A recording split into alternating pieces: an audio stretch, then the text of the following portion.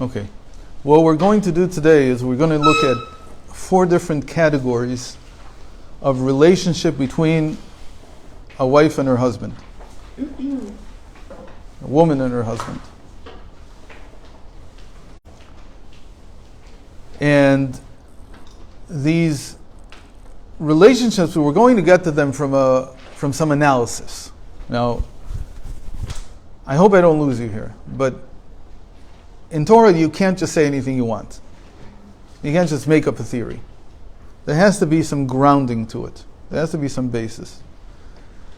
So the basis here is looking at the verses around the birth of Leah's 4th son. So Leah had 3 children, Reuben, Shimon, and Levi.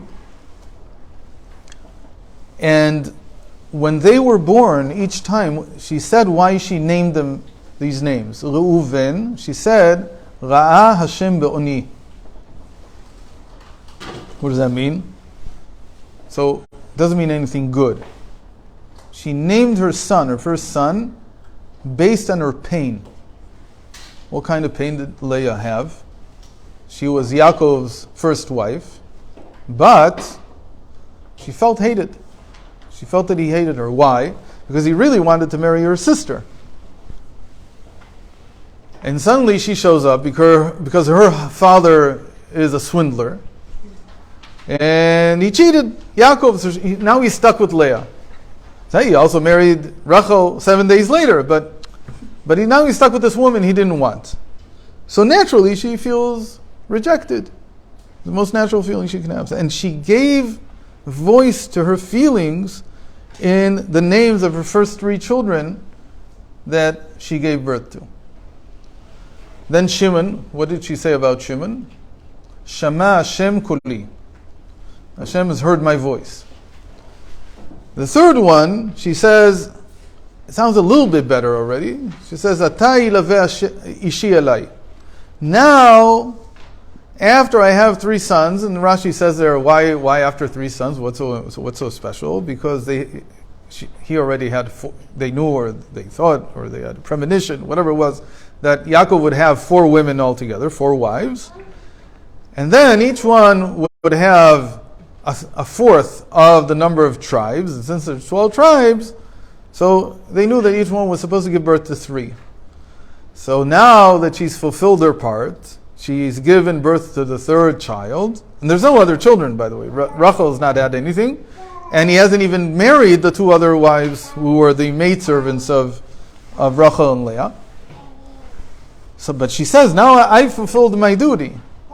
So maybe now he'll be my companion. Maybe now he'll see that I'm a legitimate wife. Because I had 3 children.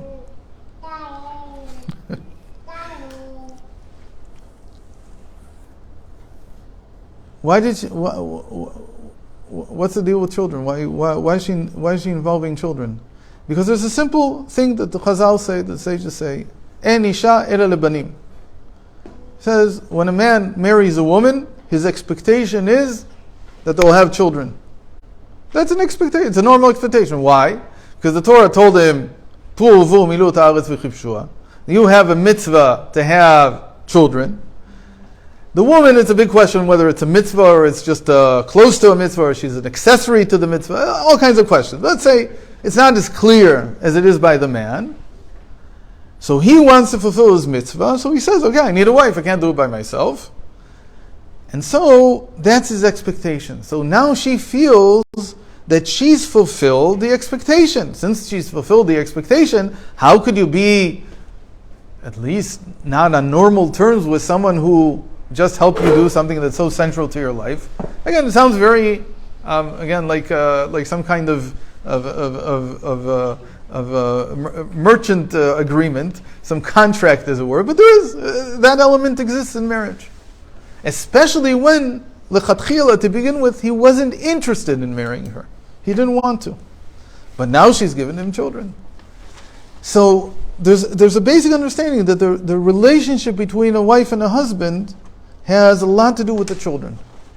And I think everybody understands this. Even if there's a tremendous amount of love, a house that doesn't have children feels not just empty in terms of the house itself, but the relationship between the husband and the wife suffers tremendously. Because a lot of the bond that we have between us depends on the children. And that's why once the children grow up and they leave the home, it becomes a big problem for people. And there's this thing called late divorce now. That people become empty nesters and they get divorced. Why? Because they can't find the purpose in between just the two of them. They can't see that relationship developing properly. So this was the first three children that she had. She had fulfilled this duty. She felt, I lived up to my end of the contract. Now I'm a legitimate wife. But then she has a fourth child, which was unexpected because they thought again that each one would have three. And when she has the fourth child, it goes like this: "Batal rod batelet ben." She conceived again and gave birth to a son. "Vatomer apam," and this time she said, "Odeh et avaya, al ken kra shmo Yehuda v'ta'amod miledet." So this time I will thank Hashem. Therefore she named him Yehuda, because Yehuda means to thank. Yehuda comes from Todah, from Hod.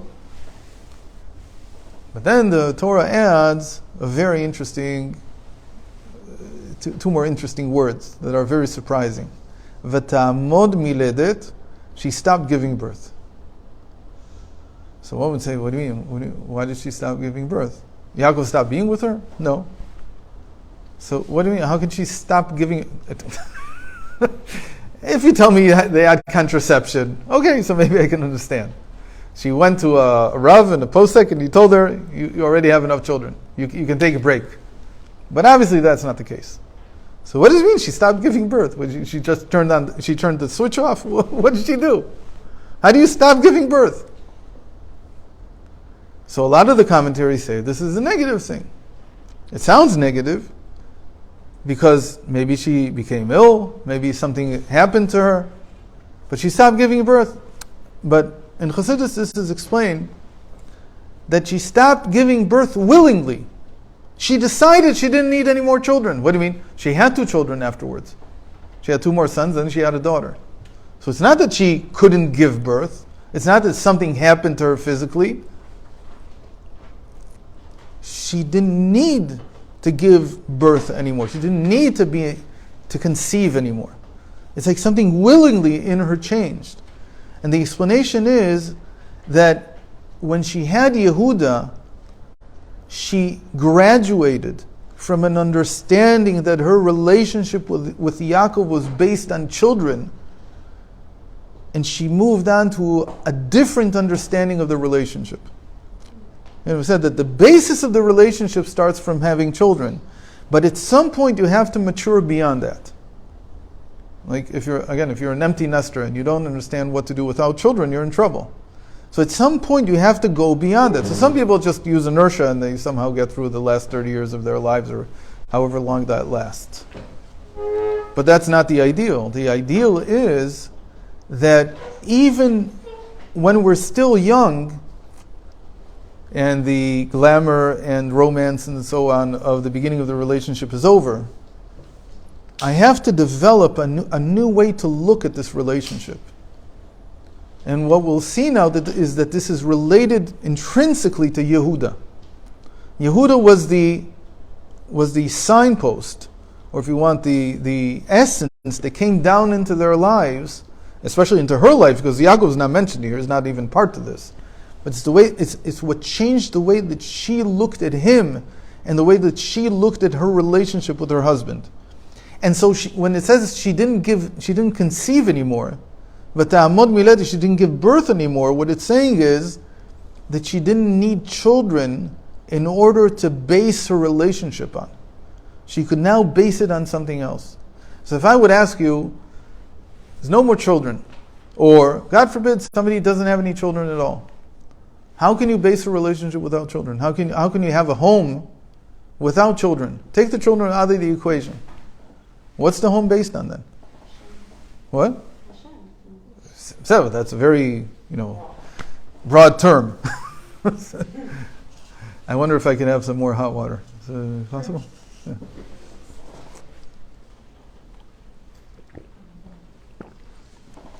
could be about each other. Okay. So, what about each other? Well, not everybody comes from a frum background. If you're coming as a Balchuva, you have something in common before. Okay, so what is it? What is it apart from children? This, by the way, has nothing to do with being religious or not, or observant or not. We'll see. This is not connected at all.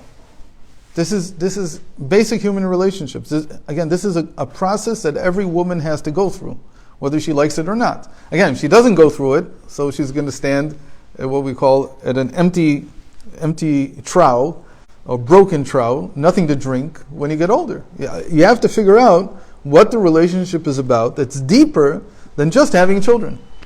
It's not that having children is not deep enough. It's deep and it can fill everybody's entire life. But eventually they don't need you. And eventually it's hard to base your relationship just on them. And so you have to ask, so what is the relationship based on? In the beginning, so we understand why people get married. There's a lot of hormones involved, there's a lot of other good things. And it's sort of like an advertisement for something that eventually is not there. You use it up and it's finished. So what do you build on? So how do you build on something? What can you? So you have to have something in common. So what could be something in common? So people build a business together. It's not always very good for every couple. Some couples, if they will work together on business, they're going to get divorced very quickly because they're not suitable for that. But it's an option. It's an option. But you have to have other options. You have to understand what other options are there. What else can I build my relationship on that allows me to continue to be a woman and my husband to be a man, and the tension between the sexes continues to exist, but not necessarily physically only, but at the psychological level. There's something going on all the time. There's always some energy flowing between us. So what we're going to look at, so just even the fact that most people, when I ask them this question, they can hardly come up with anything. Purpose? What? Right, they're looking for a purpose for the marriage. And they can hardly come up with any categories. Why did they get married? Well, I know why they got married. Because they were 25 or 24, they were raging with hormones, and Baruch Hashem, it made them connect. They very much loved each other. But over time, those things wear out. It's very hard to keep them going forever. You want to be like, when I was much younger, I think I was 23, I saw this painting that, which was kind of funny, that a young married couple that I knew had in their kitchen. And so what you saw in this painting was, one of these old pots, like real big clay pots, and it's on the fire. And this woman, like an 80-year-old woman, is there with her 80-year-old husband, and they're watching she's what do you call it? Stirring it, and they're looking at the pot, and they have this joy on their faces. Okay, so they're doing something together. It's wonderful. So that's a little bit like having a business together. It doesn't always work. And there's some women that like that their husband are in the kitchen, and there's some women that if the husband's in the kitchen, everything breaks and it doesn't work. So again, it's an option, but how you grow old together, how do you come to a new level of understanding between you? There's other categories of energy that can be between a husband and a wife. And again, if there's goodwill when you're young and you build it when you're young, there's a good chance that it will continue until your last days. If you're able to capture it on time, while you still have goodwill, when you still can stand each other, which is a very important thing. So you can build this. If you wait too long, it could be that it'll rekindle the marriage, and it could be that it'll be too late. So what we'll look at now is 4 categories, but we have to learn these categories from something. We can't just invent them. In other words, to say it a different way, I don't know of a Mishnah that comes and says there are 4 categories of relationship between wife and her husband. I don't know of such a Mishnah. And I doubt that they would, even if they would have been asked the question, whether they would ever have phrased something like that. Because that wasn't the consciousness 2,000 years ago. That wasn't the way that people thought. People saw the relationship as a duty. They saw it as something completely different. They didn't ask, like, how is this part of my personal development? They didn't ask, how is this part of me bringing out my potential? It's not to say that there weren't very smart people among the sages who could think that way, but nobody asked them like that. But now people are asking that question. Or to put it another way, they're not asking the question, and when they come to an older age and a later part of the relationship, they don't know what to base it on anymore, and it's too late. Okay, so how do we do this? So when Chassidus, the way Chassidus works is we have to base things on some kind of analysis. So I need to find something that has an analysis. So we're going to choose the word Yehuda. The reason we're choosing him is we just explained, because when Leah had Yehuda, the fourth child, she stopped giving birth, which again we've interpreted to mean that she didn't need to base her relationship with her husband on having children anymore. She could base it on something else. So the name Yehuda is going to contain the categories that we need. So we're going to have to work to get there, because there's work. And here you need somebody like Rav Ginsburg who can both do the analysis, and he's also sensitive enough to interpret what he finds in what sounds like the right way. Again, you can argue about it, whether this is the correct interpretation or not. The analysis is always true, because analysis is technical.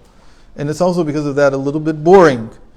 But the interpretation can be argued about. But I'm going to present his interpretation. Okay, so let's look at this. Why is Yehuda such an important concept?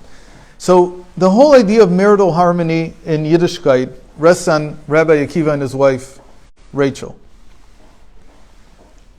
By the way, what time is it? It is? Okay, I see. Theoretically, I'm already 5 minutes over time. But I don't think we started at 1:30, right? Okay, so let's say that we have another 25 minutes.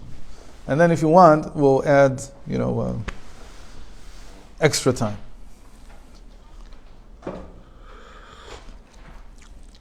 So Rabbi Akiva darshaned, he made a homily. He said like this: a man and a woman, if they merit, the Shekhinah is between them. If they do not, fire consumes them. So I hope everybody already knows this homily. What is he saying? He's saying when you write Ish and Isha, so Ish and Isha are the same word basically, except that the Ish has a Yud and the Isha has a Hey. The rest of the letters, the two other letters, are the same. The two other letters are Ish, which means fire. So he says there's two options. Either you can appreciate the difference, Yud and Hey, or what you keep seeking is what's the same. It says, to have the divine presence between you, you have to have an appreciation for how you're different. If you only see what's exactly the same, and you don't refinement means, I'll give you a simple example. Homosexuality is a problem with someone who cannot bear the difference, because it's hard work. The difference is hard work. The easiest thing in the world for me is to be with me. It's a little bit harder for me to be with another guy. It's literally impossible, or close to it, to be with a woman. Why? Because I don't understand how she thinks. All her needs are different. All her concerns are different. Everything about her is just the complete opposite. Refinement comes from being able to be with someone who is different than me. It doesn't come from being with the same type of, like, I'm always with the same type of a person. And they're all like me, just copies of me. That doesn't mean anything. So refinement is being able to understand the Yud and Hey. And he says when you can appreciate the difference and you love the difference, you don't ignore it, and you don't toss it away, and you don't say this is unimportant. Let's focus on what we have in common. Focusing on what you have in common is like, so why are there two of you? We have just one, it's all the same. The reason there's two of us is because I'm like this and you're like that. And if I'm going to refine myself, I have to learn how to expand myself based on how you're different than me. It's a very important thing. Refinement requires me to put myself out there with people that are not comfortable for me. And it's not...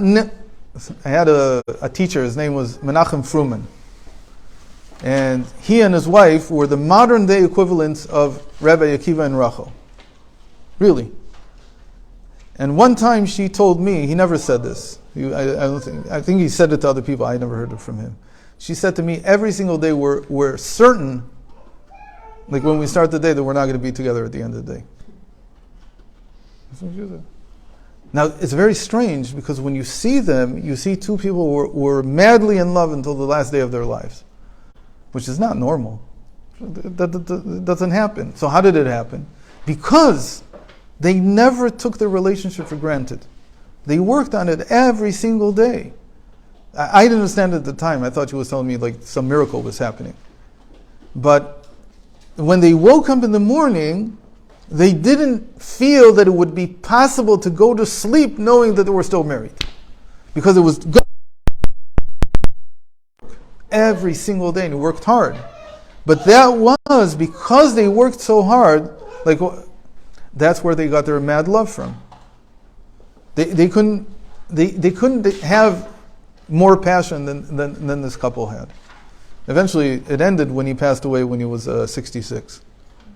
And when did she pass away? She's still alive. She's She's still alive? okay, Baruch Hashem. Al-Ma'av Isrim. Anyway, so the Yud K is the Shekhinah between them, the divine presence between them. So these two letters, Yud Hey, we used them before. That we said that Yud K could be something like Gava. Yud K is equal to 15. So there's a flip side to the Yud K. The other side is, why are we different? Because I have my pride and you have your pride. Our pride is, I have pride in myself. I see everything centrally from my point of view. And you have everything centrally from your point of view. And so it could be shouting and fighting all day long because that's kas. That's the anger that comes out because of this egocentricity. The other option, he says, is that if you use the difference in the right way, you use it to refine each other. Not to refine, I don't need to refine her, but I need to refine myself based on her different needs than mine, on her different perspective than mine, then that becomes the divine presence between us. Then Hashem dwells in between us. Why? Because what does he see? He sees here are two people who are constantly working on themselves to see things not from within here, but from within there. That's exactly what it means to have different perspectives. That's exactly what it means to have different points of view. To be refined by someone who's different than me. By the way, why do women love children so much, their children so much? And the husband. They love the husband, so it's an extension. No. Extension of themselves. Yeah, extension of themselves, not extension of their husbands. Because that's what a woman feels. And then it turns out, they grow up, they're not exactly an extension of me. And then the work starts. Husbands have that also. They also have this process, but for them it's much quicker because they never carry them in their body, so they never felt it was really an extension of them. They understand it theoretically that it is. So a lot of times it's dafka the husband that's more lenient and more easygoing in the fact that they understands that the child needs to live their own life. And the mother has a harder time giving up. Because what do you mean? He's supposed to be like me. But he's not like me. He's someone else. Okay. So the Yud K here, Yud and Hey, are what we refine ourselves. And if you only go on the common denominator, which is why I asked before if we should be speaking in Hebrew or in English, the best would be that you would speak in Yiddish. Then we'd have no common denominator, and everybody would have to work hard. And guess what? You'd understand more. You wouldn't understand less. It sounds like it's not what I would have thought, but it's how it works. The more I have to work to understand you, the more I get out of it. So it's not good to find the common denominator necessarily. It's better once in a while to work on some things that are not common. This is unconventional wisdom, but it works. So if we look at these two letters Yud Hey, which make up Shechina B'Nehem, so one of the techniques we use in Kabbalah is that we use fillings. Fillings means that every letter in the Hebrew alphabet can be written out as a word. So Aleph is a letter Aleph, but it's also a word, Aleph Lamed Pei. Literally apparently it meant in ancient times, and Aleph was from the word Aluf. And Aluf is an ox. That's why its early shape was a head with two horns. If anybody has ever seen ancient Hebrew script, so that's what it looked like a head and two horns. It's been preserved a little bit in what we call today scriptive Hebrew, that you sort of make the Aleph like a half a triangle and with a line. So the line is supposed to be the head, and the half triangle, the two parts of the triangle, two sides, those are the horns. In any case, so how do you fill the letter Yud? Yud Vav Daled. That's what we have here. How do you fill the letter Hey? Simple. If I would just ask somebody, how do you fill the Hey? How do you write the Hey? Is it right? Hey, hey. That's how you make it into a word. So when we take these, I'm in this line now. I'm only here, right? So I see that if I fill Yud Hey this way, I can transpose the letters, and I get a name. And so what name is that? Yehuda. So I have this very interesting connection that, yes, Yehuda, the fourth child, was the beginning of a new relationship between Leah and her husband, because it was a new revelation of the divine presence between them, what connects them. And that's Yud Hey, but filled, because she's mature now. She's not just working on Yud Kei. She's already, this is the difference. Rizal writes this, that if you're only looking at letters, that's like an immature analysis. But the more advanced, mature analysis is when I begin to fill the letters up. And then I get all kinds of things. So to cut it short, because we don't have so much time, three letters you can fill them in different ways. And the three letters, well, there's more than three letters actually, but here two of them are important to us: the Vav and the Hey. The Vav can be Vav Vav, that's how somebody would normally write it, but you can also write a Vav Aleph Vav and Vav Yud Vav. And the same thing for the Hey. It's normally Hey Hey, but you could also do it as Hey Aleph and Hey Yud. Understand? So now, if I ignore the first column of the table, because we're not going to have time to explain this, but basically the Rizal says that there are 27 different ways that I can fill God's four-letter name, Yud, Kei, Vav, Kei. I can fill it in 27 different ways. Why? Because 3 ways to fill the Hey, 3 ways to fill the Vav. So the Yud is only one way, that's 1, times 3 ways to do the Hey, that's 3. 1 times 3 is 3. 3 ways to do the Vav, times 3 again, that's 9. And 3 more ways to do the last Hey, so that's 27. So altogether there's 27 possible fillings, of which he identifies that 4 are the most important. And these are the ones that are in the first column. Again, they're equal to 72, 63, 45, and 52, and that's the order, even though you would maybe think that 42 and 45 and 52 are reversed, but this is the order and there's a reason for it.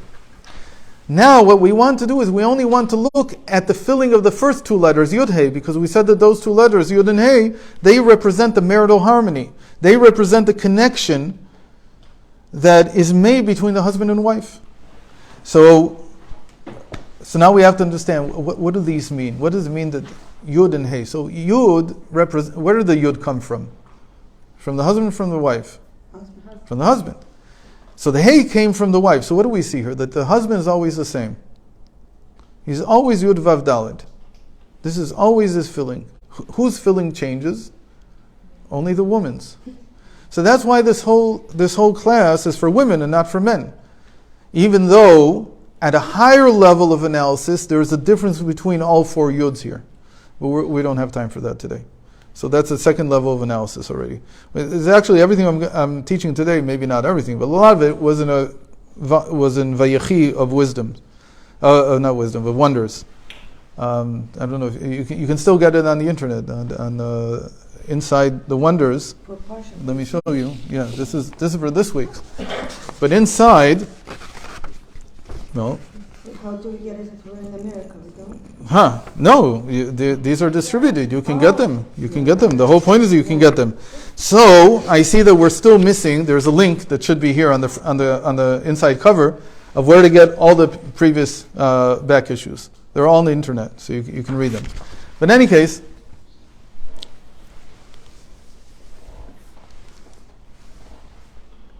what we're saying is that the part of between the man and the woman, the one who defines what the relationship is going to mature into is the woman, not the man.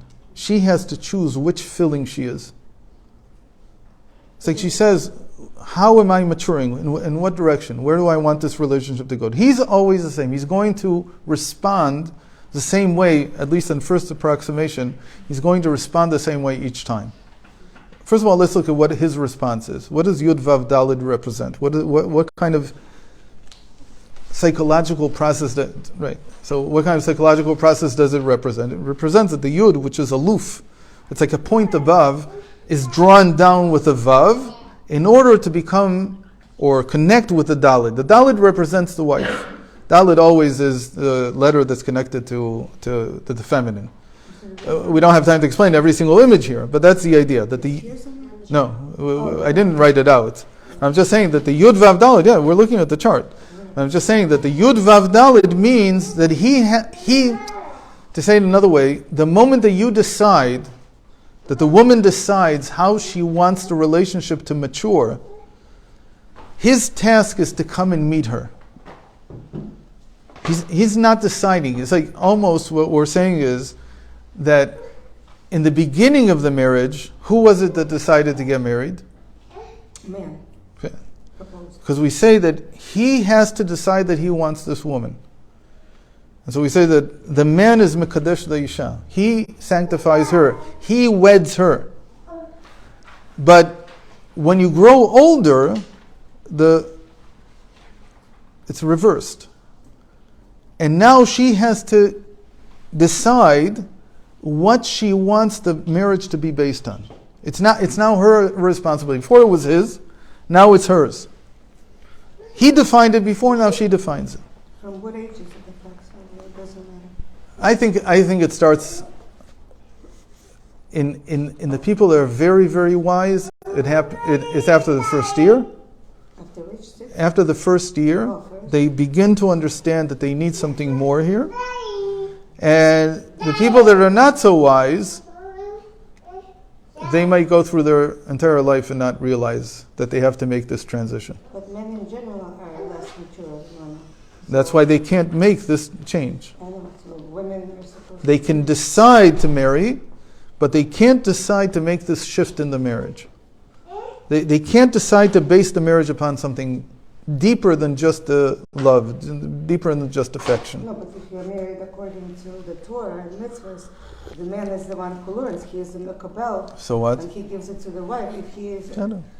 I learned from Rav Ginsburg and I've given it to you. No, but he doesn't receive the Torah wisdom? That's what I'm saying. No, always. We have teachers, so the teachers are supposed to teach us.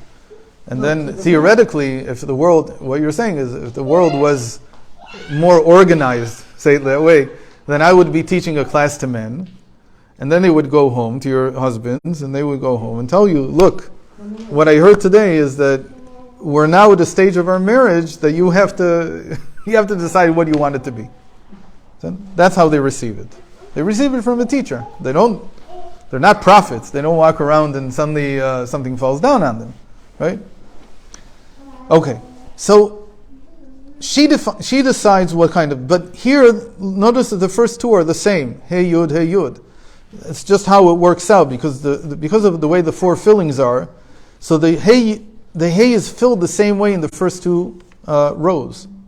So one would say, so there's only three categories. How come you're saying there's four? So the reason I'm saying that there's four is because the two Heys are different. Even though they look the same, they're different. And to understand that, you have to understand they're connected to a different filling altogether. The one is 72 and one is 63. What's the difference between them? So first of all, let's explain. What does it mean? What? The first two rows look the same. It's Hey Yud and Hey Yud. When I look at the filling of Yud Hey, the second column, So in the first two rows, it looks to me like the hays are exactly the same. And if the hay represents, the filling of the hay represents what kind of category of relationship we want to mature into, so it would seem that it's the same category. Why am I saying that it's different? So I'm saying it's different because they belong to different fillings of Hashem's name. 72 and 63, these are different than their essence. So even though the Yud Hey here in the beginning looks the same, it's already different. What's the difference? The difference is that the first one means that she wants to be contained in him. And the second one is she wants to contain him in herself. It's the same type of relationship of containment. Everything is itkalalut, but here we want to say that, I'll give the examples and you'll understand. The first one is that she says, I want, again, these are different categories. Each woman has something that suits her. It may work for some and it doesn't work for others.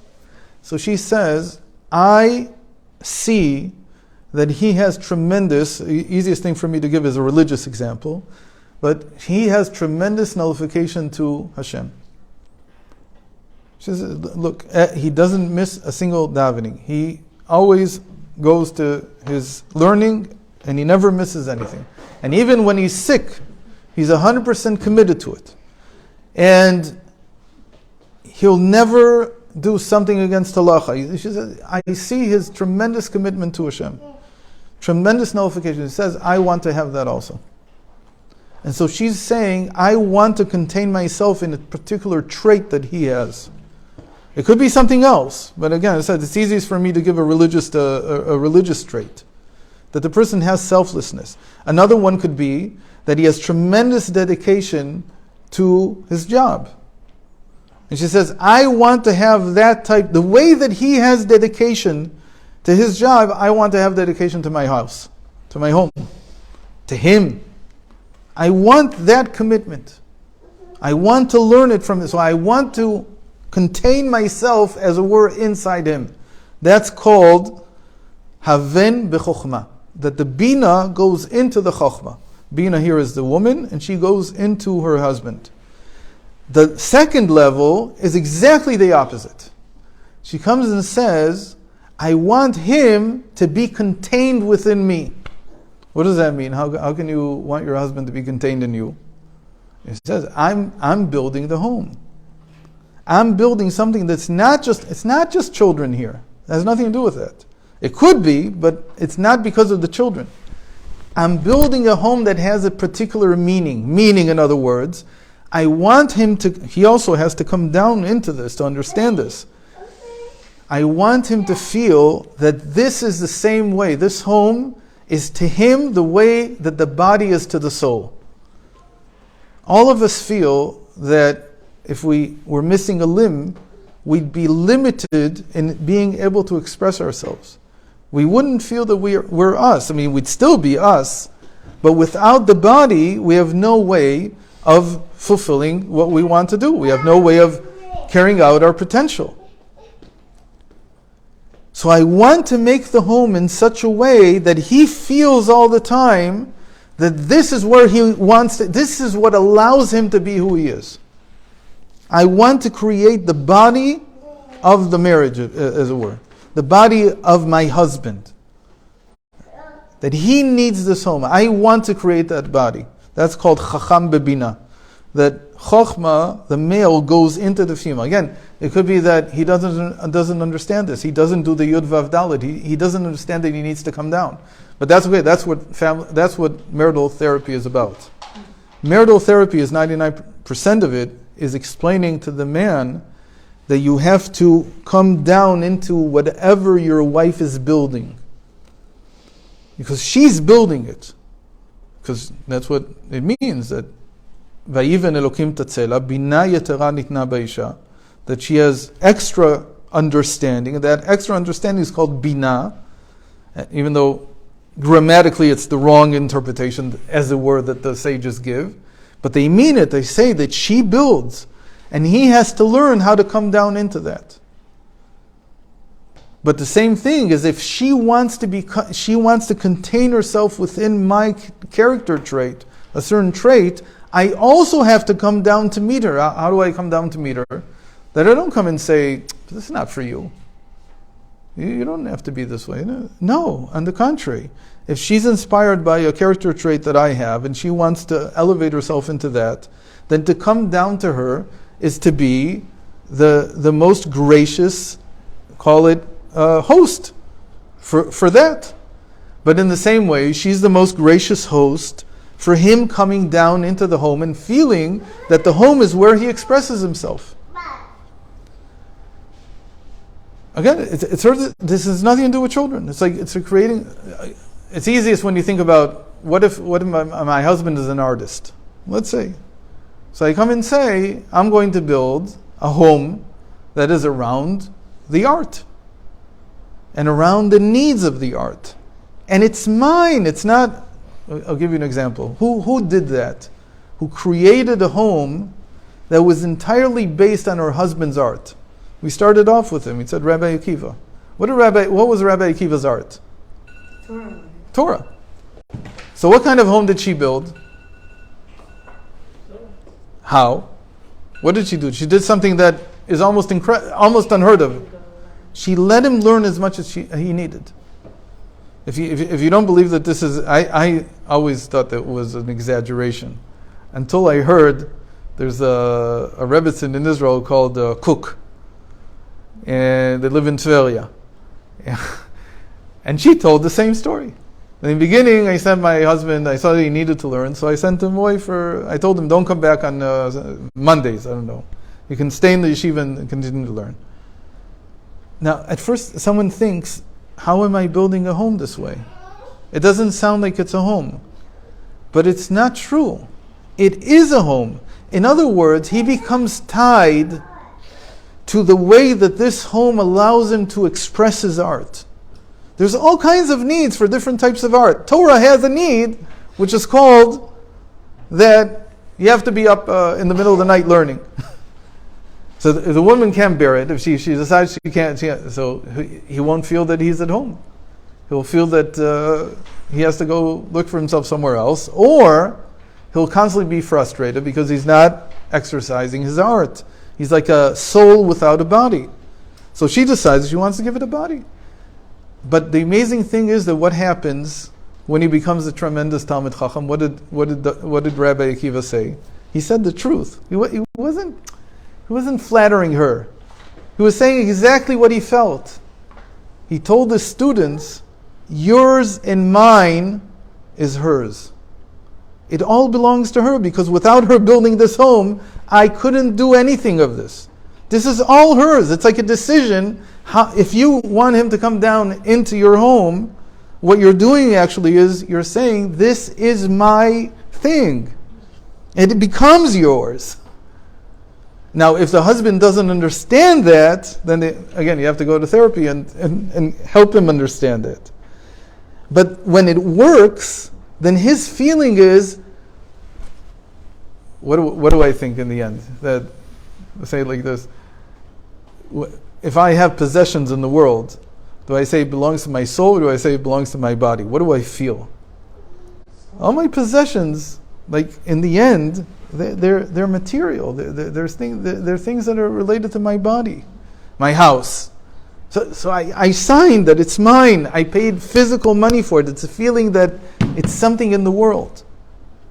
So when you are able to express yourself through something, that becomes your definition. That becomes who you are. So he becomes his house. He becomes his home. Or like they like to say, that you turn a house into a home. And the idea that you turn it into a home is that this is where people can express themselves. By the way, it could also be the children. It could also be herself. But that's an understanding that I'm bringing the souls down into the physical reality of the home. What about the third one? The third one, she fills herself with an aleph. So here, this is the classic example. Aleph is in the Zohar, it's the figure of a human being. We said before that the word Aleph The word aleph means an ox. That's the animal side. The ancient Hebrew script, it captures the animal side. The script that we use in the Torah, it's called Ktav Ashuri, this script in here. So this is already divine. This came down at Mount Sinai, this script. It didn't exist before the Torah was given. They were writing in an ancient script that now is gone. We don't use it anymore.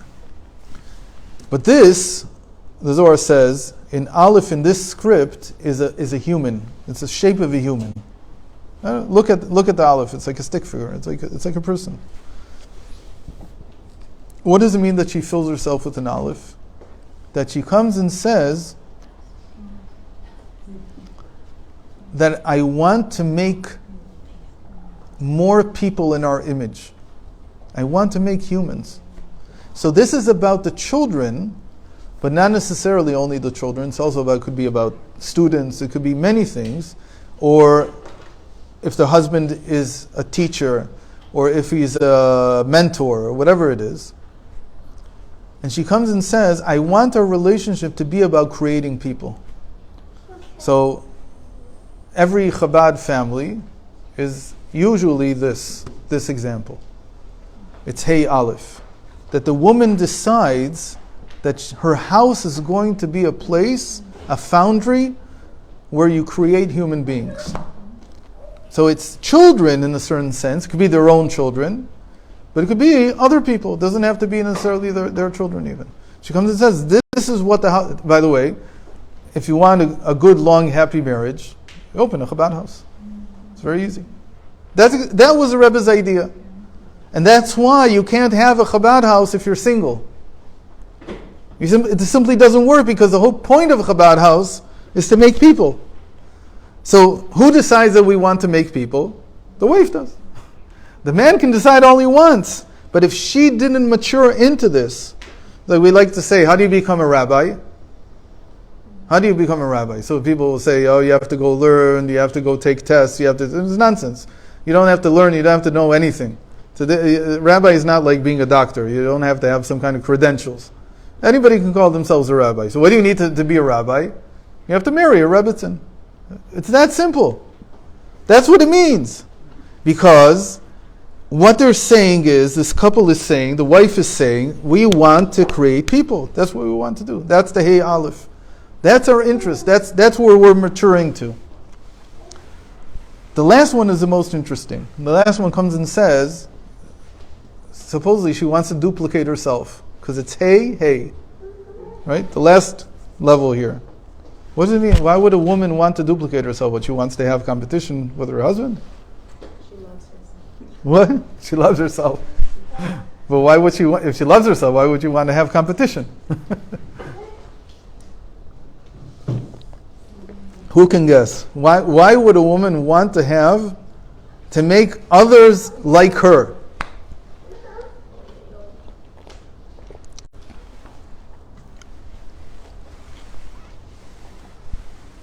First of all, the way to guess this is that this is the kingdom. This level is called kingdom, Malchut. So the best example of this is when you have a king and a queen. What does the queen want from the king? What does she want the home to be like? She wants it to be like a palace. What's the purpose of a palace? What do you do in a palace? You don't create people. It's not like a Chabad house. It's something else. It's so that the husband can be the king and she can be the queen. So what does she want? She wants to have... It's almost the opposite of a Chabad house. A Chabad house wants... In a Chabad house, really, you want to make people into human beings and then send them on their merry way. You don't want to keep taking care of them forever because you need space around the table. You need to bring someone else in. But a king and a queen, they don't say that. So, you want to join our kingdom? That's very good. So you become a citizen, a subject of the kingdom, and there's room for more and more, as many as you want. So what do they want? What are they looking for? They're looking for influence. They're not looking to make you into a separate individual. They want to continue influencing you. Sometimes Chabad can also turn into something like that. They keep saying, I want more influence. But that's not the right thinking. In the Chabad house, really, ideally, it's I created the person, go out, go, leave. You don't need me anymore. It's like children, same way. I don't need to influence my children after they've grown up. They can figure it out by themselves. I have my own worries. But when you're a king and a queen, what you're looking for is that what you have can be enjoyed. Influence here doesn't mean that I want you to do what I tell you to do. It means that I have something to offer that is eternal. And for you to continue to have a relationship with me means that we always are overflowing, not with making you into something, but by giving you something. We're constantly giving you inspiration. We're constantly giving you something more. You're already a human being. You already stand by your own right. Yet just the fact that I'm an adult and I can study by myself and I go to shul by myself and I can do everything by myself doesn't mean that I don't go back to my rabbi all the time to be inspired again. And I'm inspired by the house, not just by him. So what she's saying is I want everyone to enjoy him the way that I do. That's what it means she wants to duplicate herself. She says the same relationship that I have with him, or the same relationship I have with the house, with our home, that I'm constantly inspired by it, I also want other people to have. And then that means that your house becomes a beacon, your home becomes a beacon for everything around you. It's not to create people, it's just to shed light on your surroundings. It's just to give from yourselves. So for instance, it could be that our house, let's say, I'm not a big Talmid Chacham, I don't know so much Torah, so what do we have that we can give? Chesed. We can do tremendous amounts of chesed. So we come and we say, we don't do this in order to make you into a Baal Chesed. You don't have to be like us. But we have the ability to continue to influence with chesed all those that are around us. So that's another category where she begins to say, what we have between us, we want to be able to share with others. Okay? And that's this fourth category. So again, the four categories is me contained within him. It's looking for a character trait that I want to enter into his character trait. Him within me is that I make a home for what he has. Again, he is not necessarily the husband even. It could be that is something that I have. I make the body, the house, into something that can serve the soul of our relationship. And then there's to forge people, to make people. That's the third category. That would be like every business in the world. Every business in the world can be one of two things. You can either educate or you can sell a product. If you're educating, then you're making people. That's the third category. So any business that you make, and it's an educational service, then that's the third category. But if you're selling a product or a service or something like that, that's the fourth category, because we're just influencing all the time. So if I like this product, I want everybody else to enjoy the product. That's what I'm selling.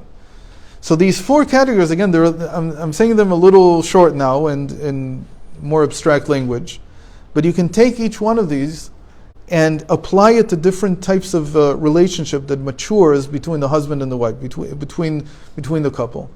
Now again, the premise here is that as you grow older, you have to become like Leah. You have to understand this concept of Yehuda, this concept of Shechina b'neihem, this concept of that Hashem is going to be between us when our relationship matures to a level that it can survive beyond the children. And I have to begin to think about it. What does that mean? And it's not something you can't decide this on sit around this table now in 20 minutes I understand what I want. It's something you have to think about long and hard. And you have to get advice from other people and consult with them and think. And of course, you also have to talk to your husband. But it's an understanding that, and you have to be smart about it, because you can't say, our relationship is destined to fall apart. Nobody wants to hear that. That's not what we're saying. We're saying that inevitably you're going to have to find how to base the relationship on something higher or more complex or more mature than just having children. Okay, so now if there's any questions, and you still want to stick around, so.